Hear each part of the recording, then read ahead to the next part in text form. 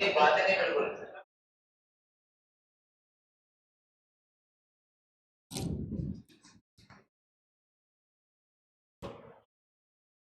देखिए quick start में यहाँ पे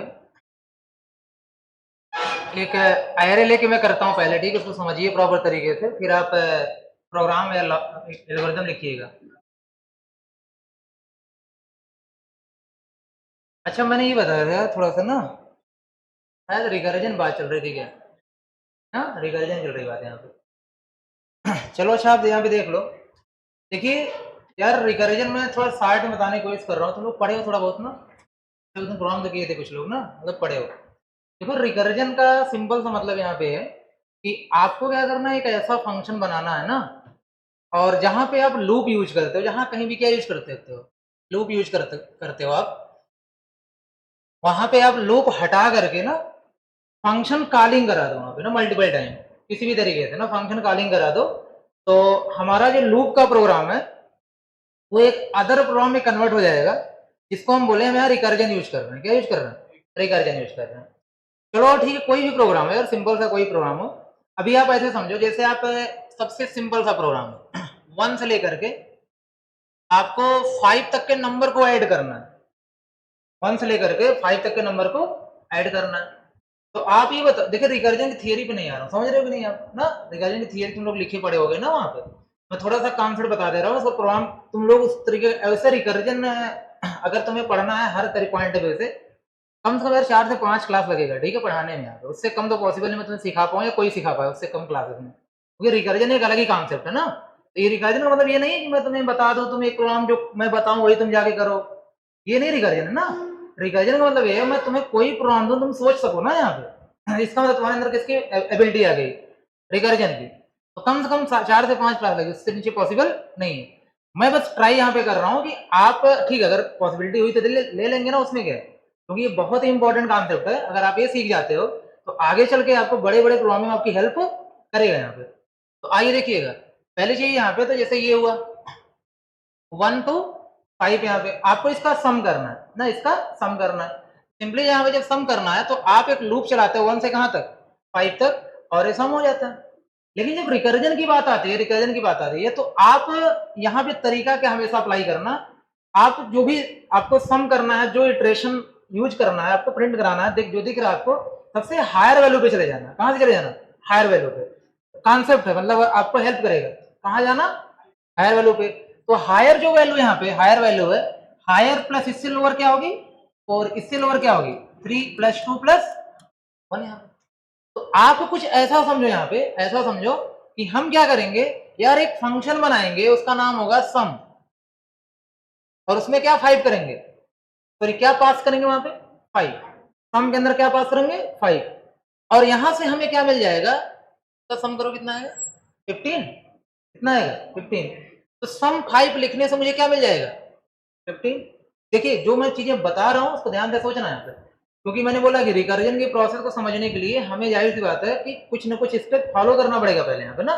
तो हमने पहला स्टेप क्या बोला उससे, आप हाईएस्ट वैल्यू पे जाना, किसे जाना, हाईएस्ट वैल्यू पे जो आप सोच रहे हो करने को यहाँ पे, और उसके बाद आप यहाँ पे देखना, उसको एक फंक्शन बना लेना, खुद से बना लेना, उसमें आर्गुमेंट क्या पास कर देना, उसी हाईएस्ट वैल्यू को पास कर देना। ये वैल्यू 1 भी हो सकती है, 2 भी हो सकती है, आगे चल के 3 भी हो सकती है। तो ये आर्गुमेंट हुआ कि नहीं हुआ, आर्गुमेंट हो गया।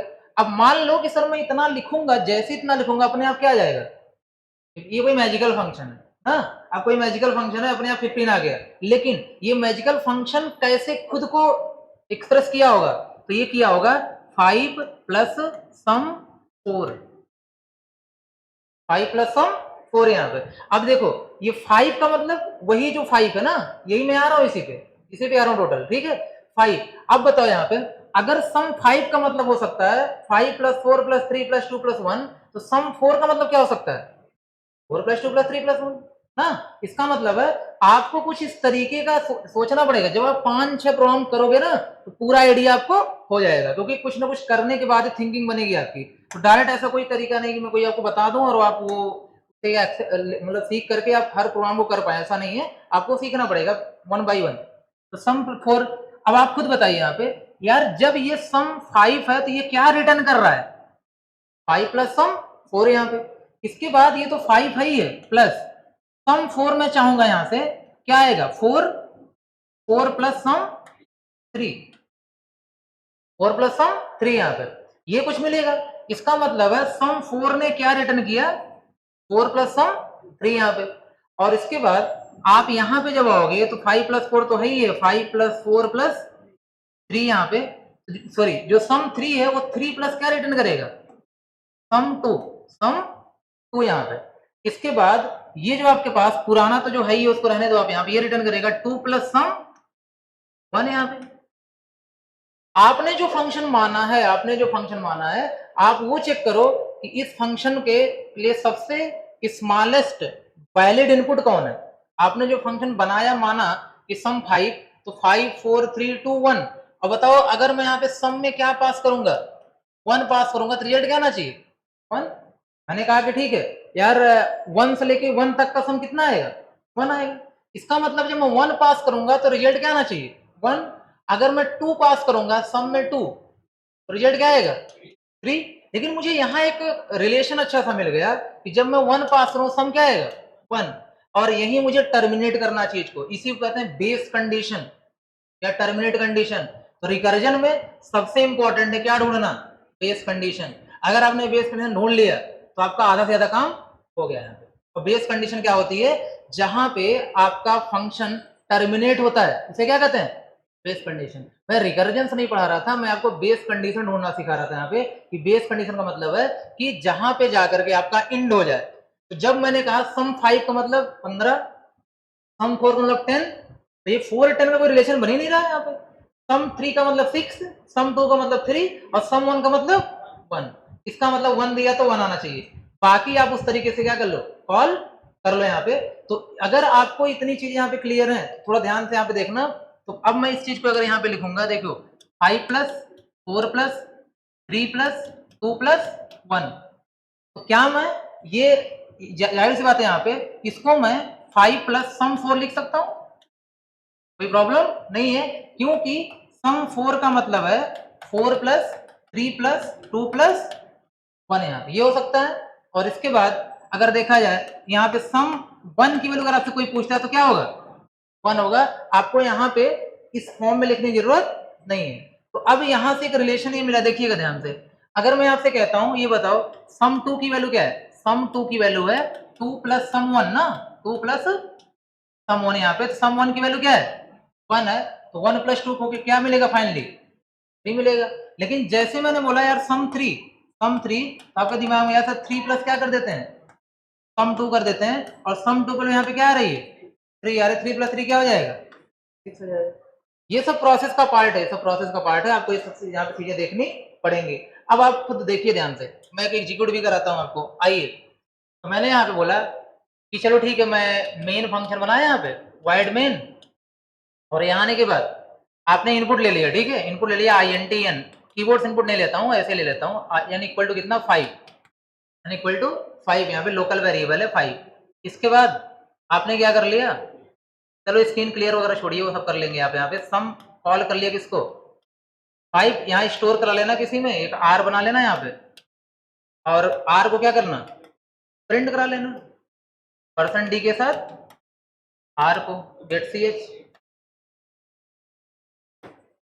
ये तो आप सब समझते हो ना कि वैल्यू रिटर्न होगी आएगी यहाँ पे स्टोर हो जाएगी, क्यों। तो अब ये बताओ ये जो फंक्शन है, ये जो एक फंक्शन तुम बनाओगे तो ये फंक्शन खुद को क्या करेगा कॉल करेगा।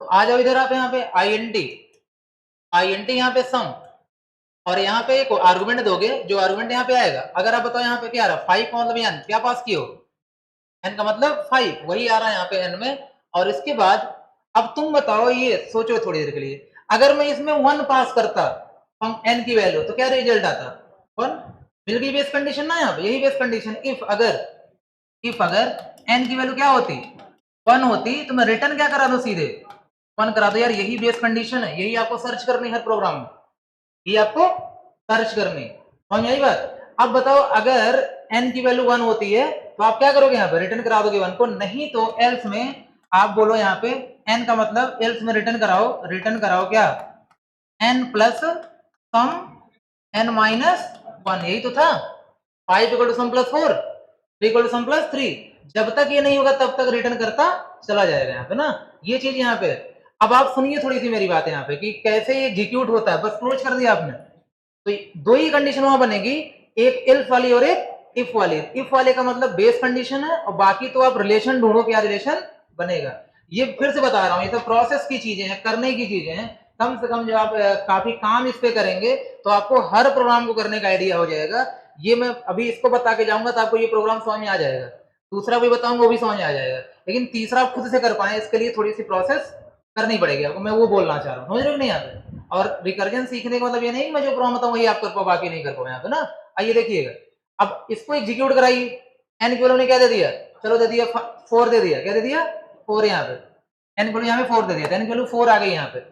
थोड़ा ध्यान समझिएगा, जब यहाँ पे 4 आई वैल्यू, एक हमारे पास क्या होता है, थोड़ा सा एक स्टेटमेंट होता है यहाँ पे, और फंक्शन कॉलिंग का मैटर होता है। थोड़ा हम काम यहाँ पे स्टैक वगैरह से करते हैं, उसको भी थोड़ा समझ लेते हैं। तो अभी चलिए सम में क्या आ गया 4, क्या आ गया 4 यहाँ पे। तो चलो ठीक है, मैं यहाँ लिख देता हूँ सम, सॉरी सम 4, ये कॉल हुआ, और जब ये कॉल हुआ तो जाहिर सी बात है डेफिनेशन के पास जाएगा, तो यहाँ 4 आएगा, और n की वैल्यू क्या 4 इक्वल इक्वल 1 है, नहीं, तो कहाँ आएगा, एल्स में रिटर्न होगा क्या n प्लस। थोड़ा ध्यान सुनना, ये पूरा रिटर्न होगा कब, जब यहाँ वैल्यू आएगी, जब यहाँ क्या आएगी वैल्यू, लेकिन अभी वैल्यू नहीं आ रही, अभी क्या देखिए n का मतलब 4, n का मतलब 4 प्लस यहाँ पे सम, और यहाँ पे क्या आएगा 3, तो सम 3। थोड़ा ध्यान सुनना, क्या ये वैल्यू मैं रिटर्न करा सकता हूँ, नहीं, अरे वैल्यू नहीं है, ये तो एक्सप्रेशन है ना यहाँ पे। इसका मतलब है इंटरनली ये सम 4 फंक्शन कॉल होगा तो ये रिटर्न करेगा, ये का मतलब पूरी ये वैल्यू, लेकिन इसको सॉल्व तो पहले करो, तो पहले एग्जीक्यूट तो कराओ। जब इसको एग्जीक्यूट कराओगे तो सम फिर से क्या होगा, इंटरनली कॉल होगा। तो यहाँ पे इंटरनली कॉल होने का मतलब फिर से ये क्या होगा, कॉल होगा यहाँ पे। तो यही फंक्शन जब फिर से कॉल होगा तो जाहिर सी बात है सम n माइनस 1 का मतलब सम 3, n की वैल्यू फिर से क्या हो जाएगी 3, अब यहाँ पे क्या जाएगा 3 जाएगा। अब बताओ 3 इक्वल इक्वल 1 गलत है, तो रिटर्न नहीं करेगा, फिर कहाँ आएगा एल्स में। अब ध्यान सुनना, सम 3 का मतलब है सम 3 की जगह पे जो आएगा वो होगा 3 प्लस सम 2। अभी तो यार हमारा ये रिटर्न कहाँ करा, अभी रिटर्न नहीं किया, ध्यान देना, रिटर्न तब करेगा जब पूरा क्या हो जाएगा सॉल्व हो जाएगा। और हर फंक्शन कुछ ना कुछ क्या करेगा, रिटर्न करेगा, वैल्यू को रिटर्न टाइप वहां लगाए हुए हैं। इसके बाद देखिएगा सम 2, क्लियर है, सम 2 यहाँ पे। अब यहाँ पे आएगा n का मतलब 3 प्लस सम 2, यहाँ से जाएगा तो n की क्या हो जाएगी 2 हो जाएगी, यहाँ से 2 जा रहा है तो फंक्शन फिर से कॉल होगा, क्योंकि ये अभी सॉल्व नहीं हुआ है। यहाँ आने के बाद n में 2 आ गया, 2 इक्वल फॉल्स, रिटर्न नहीं होगा। अब यहाँ पे आएगा, अब देखो इस फंक्शन की जगह पे क्या वैल्यू आती है, पूरी वैल्यू आती, बट ये तो सॉल्व ही नहीं हुआ यहाँ पे, तो जाहिर सी बात है यहाँ पे आओगे और 2 प्लस क्या करोगे सम 1 यहाँ पे, और फिर जब यहाँ से फंक्शन कॉल होगा तो 1 आएगा, तो n इक्वल 1 है, हाँ 1 है। अब ये वैल्यू रिटर्न करेगी यहाँ पे, तो इसकी जगह पे क्या आ गया 1 आ गया। अब हमें वैल्यू मिल गई, यहाँ पे क्या मिल गई वैल्यू, अब तक इक्वेशन मिल रहा था, क्या मिल गई वैल्यू। तो जैसे जैसे क्या होगा कॉल होगा, तो इसका मतलब है कि इस फंक्शन के कॉलिंग से रिटर्न होके हमें क्या मिल गया 1, इस पूरे की जगह क्या आ गया 1 आ गया, क्लियर। तो उसके बाद दोबारा रिटर्न कॉल होगा, ध्यान रखना ये स्टैक चलता है, स्टैक हम लोगों ने क्या करा, बंद करो जी वो सब, वही चले गए होते ना फिर। देखो यहाँ पे स्टैक में थोड़ा सा हिंट एक बार मैंने दिया था ना, स्टैक का मतलब यहाँ पे क्या होता है ये ना, जैसे जैसे क्या होगा आपका कॉल होगा ना, ध्यान देना, वैसे वैसे वैल्यू जाएगी। पहले क्या कॉल हुआ था सम 4, याद है ना यहाँ पे, फिर क्या कॉल हुआ था सम 3, फिर सम 2 ना, और फिर सम 1 यहाँ पे। यहां से क्या रिटर्न किया 1, क्लियर। तो अब सोचो सम 2 में से क्या रिटर्न होगा 2 प्लस 1, 2 प्लस पूरा 1 आ गया ना यहाँ पे, 2 प्लस 1 3, तो सम 2 की जगह क्या आ गया आपका 3, क्या आ गया 3 यहाँ पे। इसका मतलब यहां से क्या रिटर्न किया 3, और आपको पता है कि ये फंक्शन जैसे जिसने कॉल किया था वहीं से वैल्यू रिवर्स में क्या होगी रिटर्न होती है ना यहाँ पे। इसको मेन कॉल किया तो वहां पे जाएंगे देखेंगे, चलिए ठीक है। ये सम 2 में क्या आ गया 3, 3 प्लस 3 कितना हो गया 6, तो जो सम 3 ने जब कॉल किया होगा तो रिवर्स होके आया हुआ रिटर्न होके वैल्यू, तो यहाँ पे रिटर्न क्या करा वैल्यू 6 यहाँ पे कर दिया, ठीक है। इसके बाद यहाँ पे टोटल क्या आ गया 6 आ गया, 4 + 6 क्या हो जाएगा 10 यहाँ पे। तो जहाँ पे सम 4 कॉल हुआ था वहां पे वैल्यू क्या मिलेगी उसको 10। सम 4 यहाँ कॉल हुआ था, देख रहे हो ना, यहाँ पे क्या आएगी 10 और यहाँ पे आर में स्टोर होकर के क्या कर जाएगी प्रिंट कर जाएगी। अब कुछ समझ में आई बात है यहाँ पे कि नहीं, कितना बताओ फ्लो कुछ समझ में आ रहा है आपको। अभी मैं तुम्हें एक प्रोग्राम और सिंपल सा लिखता हूँ यहाँ पे, तो तुम्हें समझ आएगा स्टैक का मतलब क्या है, इनपुट कैसे डेटा कैसे यहाँ पे किस तरीके से आपका प्रिंट होता है। स्टैक की रिकर्जन की कहानी कुछ ऐसी है। चलो ठीक है, ये मैं लिखने की बात यहाँ पे नहीं कर रहा हूँ, सिर्फ सीखने की बात कर रहा हूँ। अब इसको सीख लीजिएगा, जाके इसको तो खुद ही कर लेंगे, क्यों कोई प्रॉब्लम नहीं। आइए देखिए, एक मैं प्रोग्राम लिखता हूँ ना, मुझे आउटपुट बस ध्यान देना, आउटपुट बताना है यहाँ पे मेन। और यहाँ आने के बाद मैंने ये सब चीज़ें डिस्कस नहीं कर रहा हूँ, तो मैंने यहाँ पे एक फंक्शन कॉल कर लिया टेस्ट नाम का, और यहाँ पे पास कर दिया 4, और इसके बाद ठीक है तो ग्रेड सी जगह लगा लेना। यहाँ आने के बाद टेस्ट फंक्शन क्या हुआ, टेस्ट फंक्शन यहाँ बनाया गया, मैं कुछ रिटर्न नहीं करा रहा हूँ यहाँ पे, सिंपल क्या कर लिया वाइड टेस्ट यहाँ पे और INTN, और अंदर आने के बाद मैंने प्रिंट करा दिया प्रिंट, या कोई कंडीशन ऐसे लिख दी इफ अगर n की वैल्यू क्या हो जाती है 0 हो जाती है तो रिटर्न कर देगा डायरेक्ट ना। रिटर्न का मतलब फंक्शन से बाहर, रिटर्न मतलब फंक्शन से बाहर, ठीक है, फंक्शन कॉल नहीं होगा ना, सिंपली कोई वैल्यू नहीं रिटर्न करा रहा हूँ, सिर्फ रिटर्न। अदरवाइज प्रिंट करेगा, प्रिंट मैंने करा दिया किसको n को, पूरा अच्छा लिख देता हूँ %d के साथ n को करा लिया, और मैंने टेस्ट को कॉल कर लिया टेस्ट, यहाँ पे n-1, और फिर प्रिंट करा लिया प्रिंटअप, जो भी लगा देना प्रिंटअप यहाँ पे %d के साथ। यहाँ मैं करा लेता हूँ, चलो n को ही कराता हूँ, ठीक है, थोड़ा ध्यान से सुनिएगा क्या प्रिंट करेगा किस तरीके से आएगा। तो मैं चलो अच्छा n × n कर लेता हूँ, थोड़ा सा मुझे डिफरेंस नजर आया, नहीं तो बात पता चलेगा कि समझ में नहीं आया ना। आइए जब हम क्या करेंगे इस प्रोग्राम को रन कराएंगे ना, क्लोज कर दिया ब्रैकेट, हो गया, ये रिकर्सिव प्रोग्राम है कि नहीं, रिकर्जन है।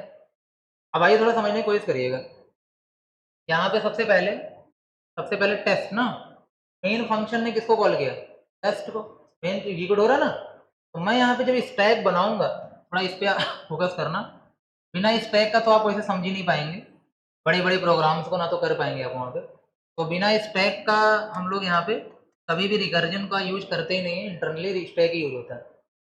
आइए सबसे पहले कॉल कौन सा फंक्शन हुआ, टेस्ट है क्या, टेस्ट यहाँ पे टेस्ट4, क्लियर टेस्ट4 यहाँ पे। इसके बाद मैं रिटर्न तो नहीं करा रहा हूँ, तो वैल्यू रिटर्न होके नहीं आने वाली ना, वैल्यू रिटर्न होके नहीं आने वाली है।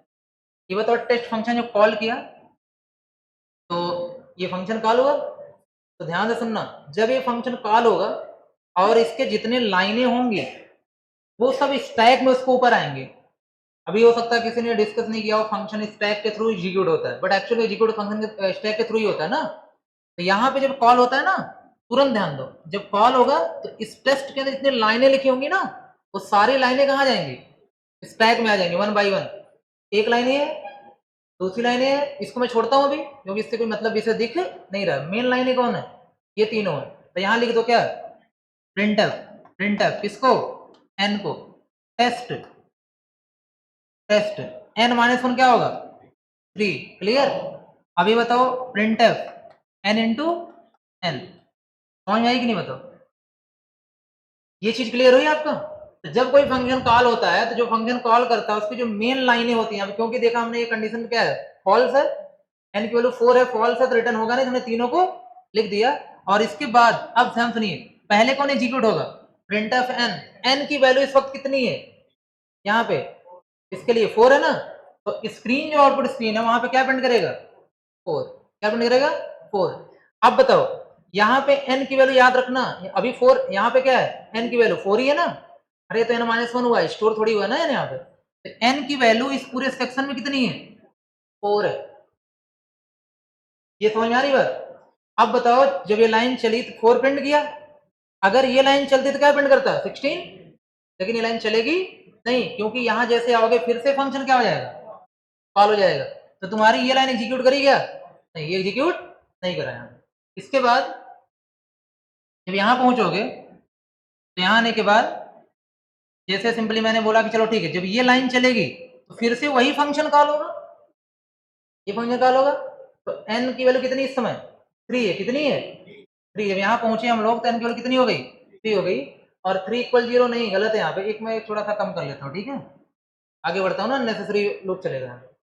तो यहाँ आने के बाद %d के साथ n फिर से यही चलेगा, क्या printf किसको प्रिंट कराना है n को, फिर टेस्ट को कॉल करना है इसके साथ n-1 का मतलब 2, सॉरी क्या हो जाएगा 2, और फिर से printf n इंटू, और याद रखना है n को यहाँ पे क्या है 3।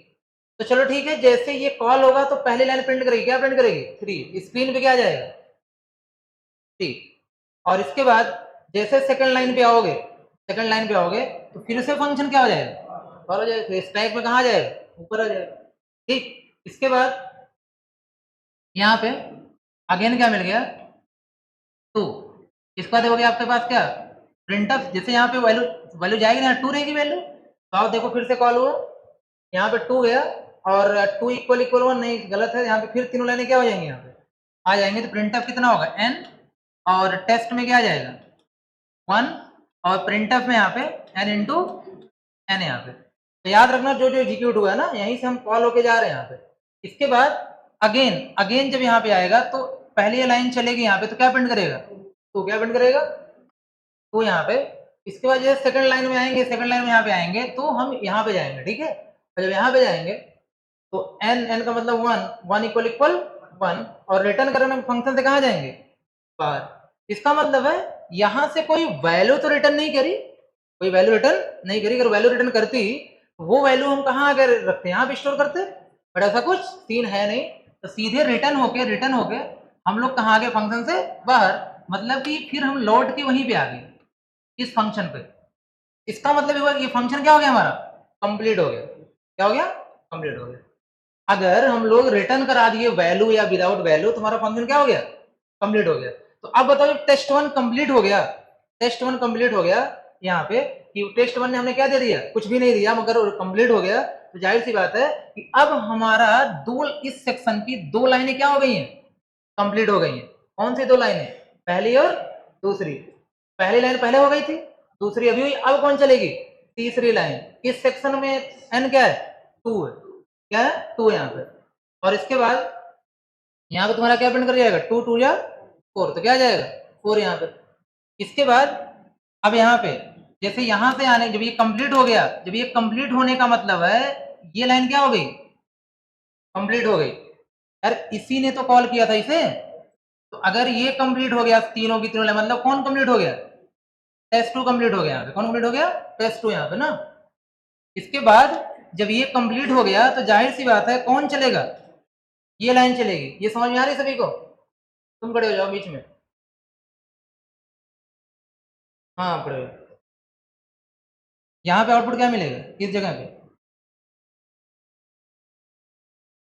क्या मिलेगा आउटपुट बताओ, तुम बैग उठाओ बाहर निकलो क्लास से, बैग उठाओ क्लास से बाहर निकलो, तुम बैग नहीं उठाओ क्लास से बाहर निकलो कह रहे हैं।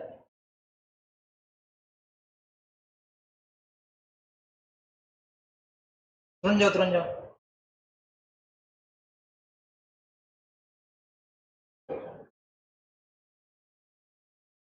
देखो ध्यान दो, क्लास में बैठ रहे हो, 9 बजे क्लास चलती है ना, यहाँ पे क्या करो ध्यान दो, तुम लोग अलग से किसी को भी यहाँ पे रिकर्जन टॉपिक है मेरा, यहाँ पे घंटे 1.5 घंटे क्यों पढ़ा रहा हूँ, ऐसे तो करने की बात करने की तुम लोगों से।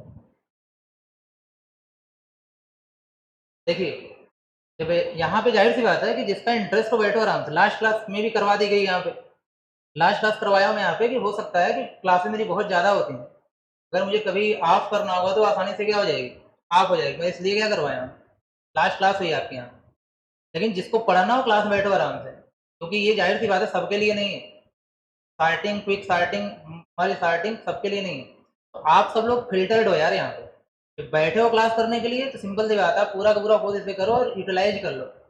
और मैं यही नहीं बता रहा हूँ, जाके आप पूरा का पूरा क्या करो, प्रॉपर सर्च करो हर जगह पे। उसके बाद रिकर्जन को ना 5 क्लास में, 3 क्लास में, 2 क्लास में किसी से जाके समझो सही तरीके से। उसके बाद अगर समझ में आ जाए ना, फिर कहना रिकर्जन क्या चीज़ है यहाँ पे ना। वो एक फैक्टोरियल का प्रोग्राम कराने से और एक टेबल प्रिंट कराने से रिकर्जन समझ में नहीं आता है। पहले उसकी मीनिंग समझो। तो मैंने 5 क्लास, क्यों मैं बोल रहा हूँ 5 क्लास यार, जो मैं हर तरीके से तुम्हें स्टैक मेमोरी सब समझाता हूँ, तब मैं ये कहता हूँ तुमको ना। भाई कोई कहेगा 2 क्लास में, 4 क्लास में रिकर्जन खत्म हो जाए, पॉसिबल नहीं आता।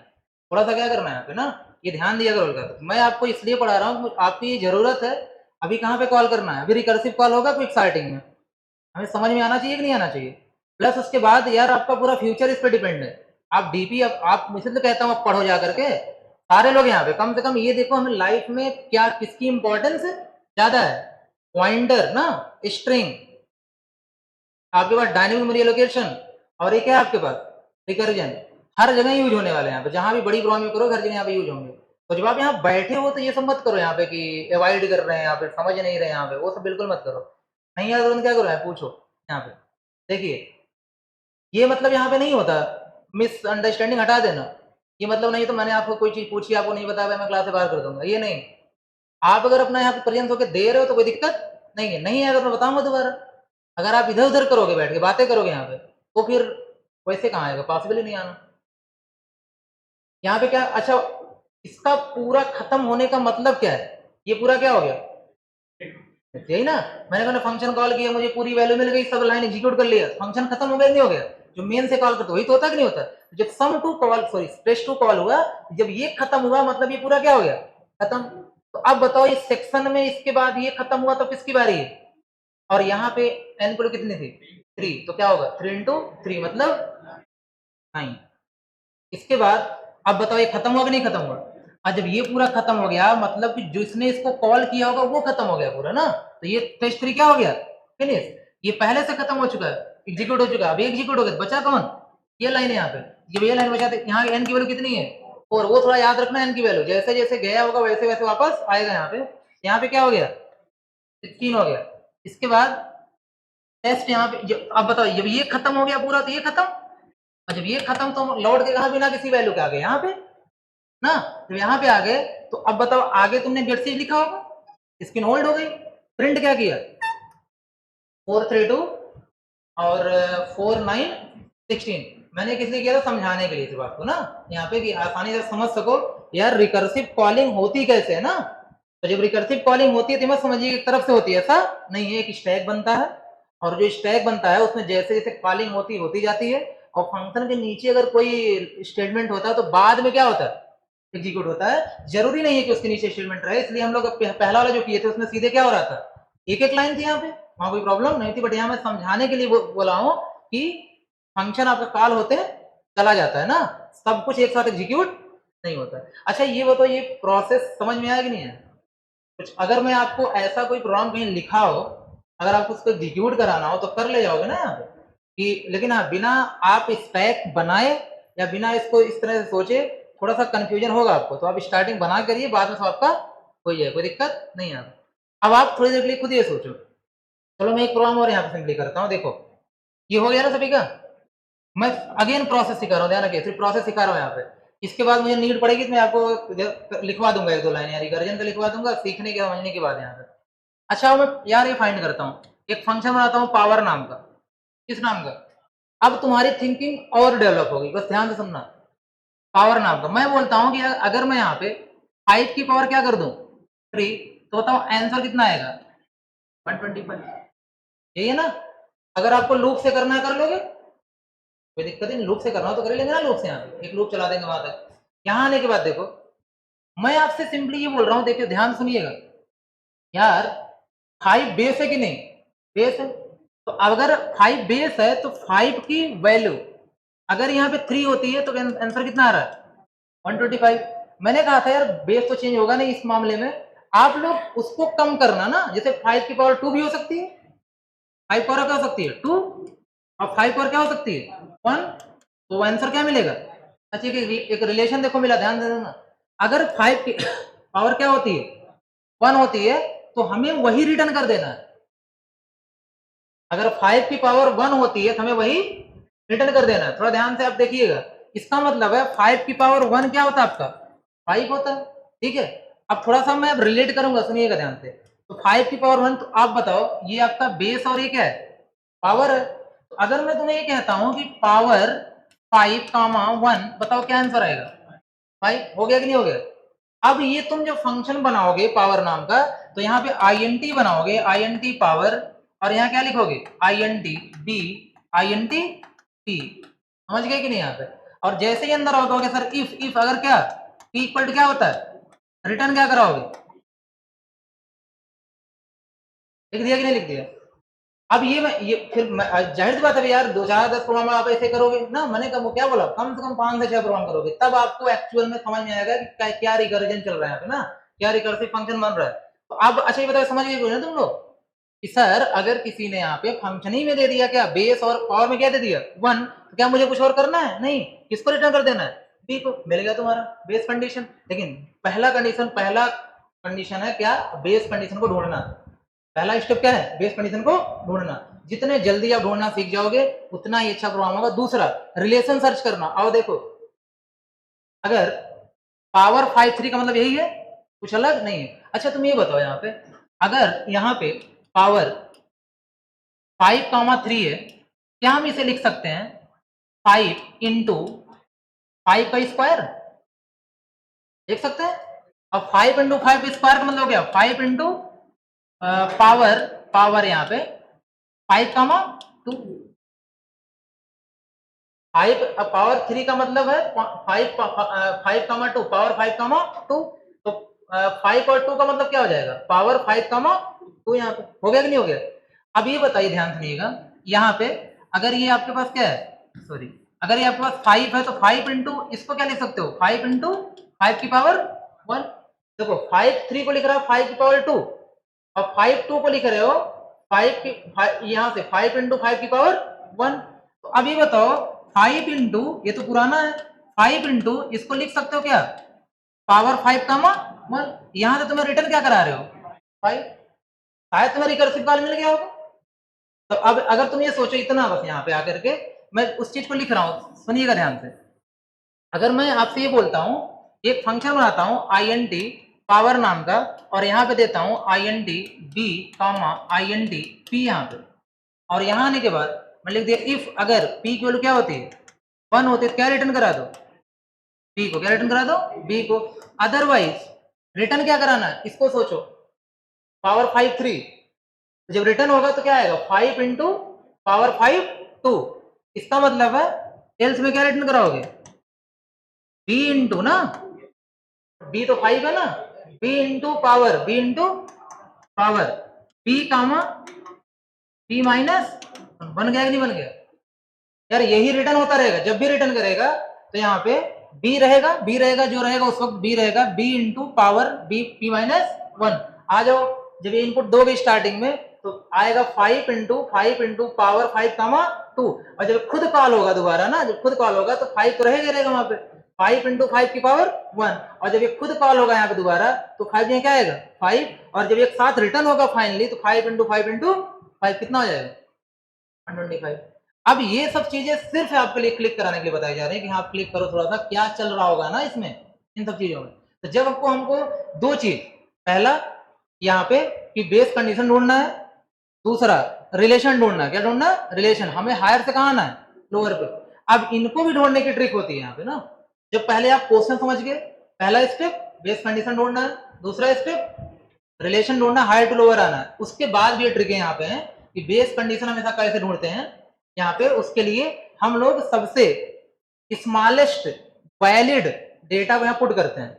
अगर जैसे किसी ने कहा मुझे पावर 5 3 रख रहा हूं, सबसे स्मॉलेस्ट वैलिड क्या हो सकता है यहाँ पे 5,0 भी हो सकता है, वैल्यू क्या आएगी 1 आएगी। ये भी तो कर सकते हो आप। अच्छा बताओ, इसको अगर तुम दूसरा तरीके से करना होता ऐसा भी तो कर सकते थे, बताओ सही है कि नहीं यार। जब तुम समझ गए रिकर्जन तभी सही है कि नहीं सही, कहां तक चले जाओ 0 तक, और कह दो कि लास्ट में 1 रिटर्न करा दो, लेकिन एक बार एक्स्ट्रा चलेगा नहीं चलेगा यहाँ पे। लेकिन यहाँ पे एक बार अगर यहाँ पे तुम 1 चेक करोगे, यहाँ B कराओगे तो एक एक्स्ट्रा एक बार लूप नहीं चलेगा। अब अगर तुम यार इस चीज को समझ रहे हो, जाहिर सी बात है यहाँ पे, तो मैं अभी मैं हिंट ही दे रहा हूँ यहाँ पे ना, हिंट ही दे रहा हूँ हम रिकर्जन प्रोग्राम कैसे करेंगे। अब जब आपको हम प्रोग्राम देंगे तो कम से कम आप दो चीज सोचोगे वहां पे कि पहले हमें बेस कंडीशन ढूंढनी है, तो क्या बेस कंडीशन होगी, दूसरा हमें यहाँ पे एटलीस्ट ये करना है कि किस हिसाब से काम करेंगे। अभी जैसे आपको जाहिर सी बात है कोई टेबल प्रिंट करानी है, कोई टेबल प्रिंट करानी है ना, यहाँ पे कोई किसी टाइप कोई टेबल प्रिंट करानी है, तो आपको लगेगा ना यहाँ पे टेबल अगर प्रिंट कराना होगा तो आप चलोगे कहाँ से, 10 से ना, कहाँ तक, 1 तक। अब उसको आप 10 से 1 सोच के प्रिंट कराओ, 1 से 10 सोच के प्रिंट कराओ, जैसे कराना आप यहाँ पे करा सकते हो। या कोई नंबर 2 की टेबल है तो 2 की टेबल के साथ भी काम कर सकते हो, मल्टीप्लाई तो करना ना वहाँ पे 2 इंटू करके, बस और कुछ करना यहाँ पे नहीं है। तो ओवरऑल मेरा सिंपल सा कहने का मतलब यहाँ पे है कि आपको इस तरीके से क्या करना, सोचना इस तरीके से क्या क्या करना है। और ये जो टॉपिक्स होते हैं ये स्मॉल टॉपिक्स नहीं है, इसलिए इन सब चीजों करने के लिए 2-4 क्लासेस आपको लगती हैं, माइंड को डेवलप करने के लिए, थिंक करने के लिए, तब जाके हम सही तरीके से सोच पाते हैं। बताइए कुछ समझ में आई बात है यहाँ पे। तो ये जो चीज है अब कम से कम इतना हो सकता है, क्योंकि हम अभी रिकर्जन इंट्रोड्यूस नहीं कर रहे हैं यहाँ पे, आधे दूर टॉपिक पढ़ाने कोई मतलब नहीं है यहाँ पे। तो हम आपको नेक्स्ट क्लास में क्विक ही पढ़ाएंगे। इन क्विक में इतना अब आपको हो जाएगा कि आपको जो लाइनें समझाई जाएंगी उसमें कोई प्रॉब्लम नहीं होगी। कभी भी रिकर्जन का टर्न आएगा, अभी सरी डिस्कस कर रहे हैं, आप उसको इम्प्रूव करिए, पढ़िए। रिकर्जन बहुत इंपॉर्टेंट टॉपिक है, कई बार आपसे बोल रहे हैं, डीएस में तो हमें यूज करने को मिलेगा ही मिलेगा ना, जब डीएस आप पढ़ोगे तब थर्ड में। चलिए मैं इतना ही रख रहा हूँ। चलो इसका कोई मतलब तो नहीं है।